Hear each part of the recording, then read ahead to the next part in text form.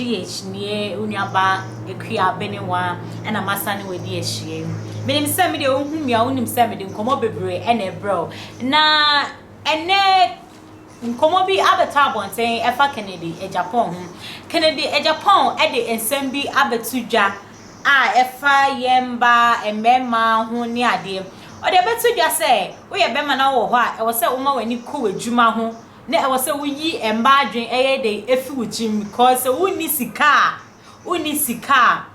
oba be de ebeja wo ho okasa fa video bi ho me pese ye ko hwe video ni ba na me ba ye beka video ni ho asem. You should marry your job.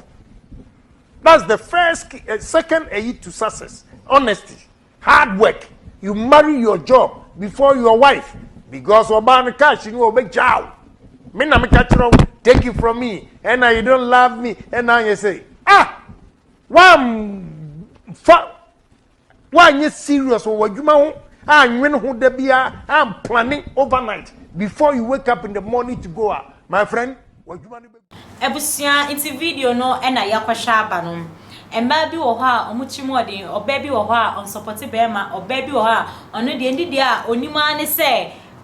bema no na bepa mi nti e wo se me ye de e wo se bema no na ye dem e hye me nanso entisa eya on ka asem bi se wo toka ema wo yere anasa wo toka ema wo girlfriend na bema fofra oba beto petru agum no e be roba ne dross anasa se wo to phone ema wo girlfriend na Bemo or better credit am oba no ebe yi oba no dross esa ntwayem enti sa ensem we nyina Kennedy Agyapong eka no metena se pa na efa ba bi nso no metena se because bema bi to me de ne se sinebo eka se sanka anya me yira enka madwuma we eseye sanka anya me yira enka brabo we enka maye dem enka mantumpon anase se enti ye wo ma omoboa emema Emma or because of baby or how obetimi aka say babe let's try this ye let's or baby wants intina Bible can say or your pa when they benya because enye emba bia na omoba brabo say or omoba no moja anase say inti sisi a Kennedy Agyapong asema o ka say wo ye bema mo wani nko wadwuma ho ni say you're right because ebia obi di bia di no e ma na koma abubu eno nti because dia wo komo sisi ano eno wan hwe na se bia ye frɛ wo set anase bibi se wan hwe na owura kofi wo ho no nti oto wo nyina sabe ase nitrim hyehye no nitrim ebia ye di bia ye den edi no ba said your all ka say obema wo ho am wani ebi mpa adwuma na wan ka say ebia o girlfriend amfa ne plans amba anasa o girlfriend amfa na dream ma say honey let's do this adwuma no enye dem enkoye nyansa eni obako frotrim iti wo be man sisi a wo ho wo say ma nye dey ma me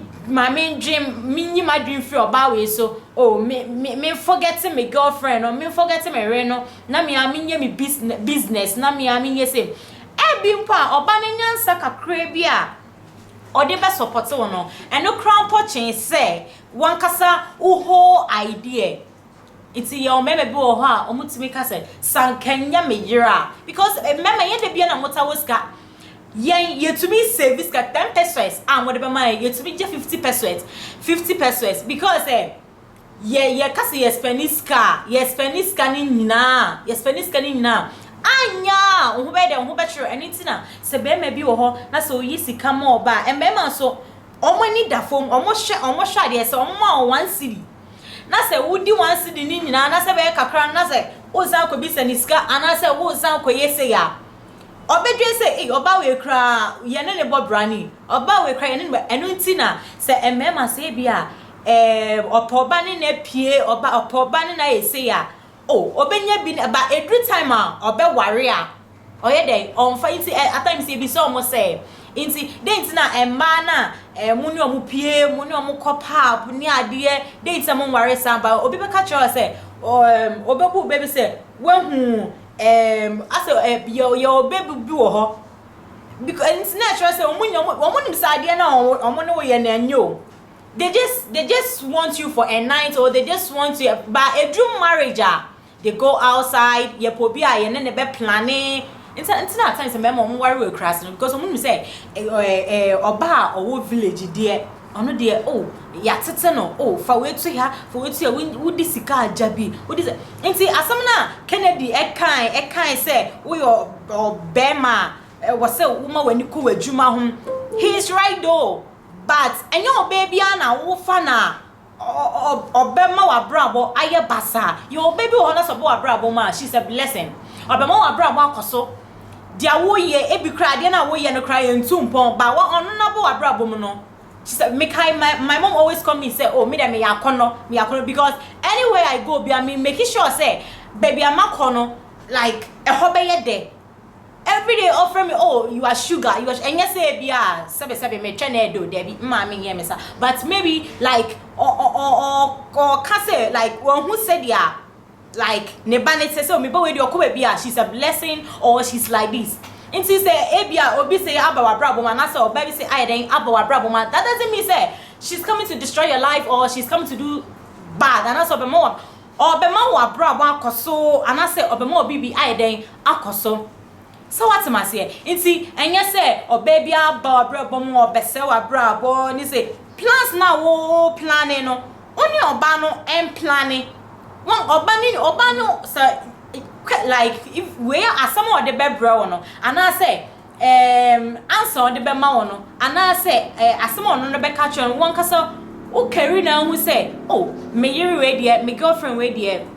like say me planning I say bia say me then can one like things move well ni ade nti enye obia na oba wa bra wana say obeka say oh me e was say me forget it oba it was just say nti say see when you scan na won worry na say so worry when you scan wo worry na say oba ne ba wa bra bom na say scan san share eno ne afia say obesa kwa dream foforo say e was say me san forget it oba na me san den e san dream foforo oba ne scan san ba bioma and say was san akofo oba no eno san no enweke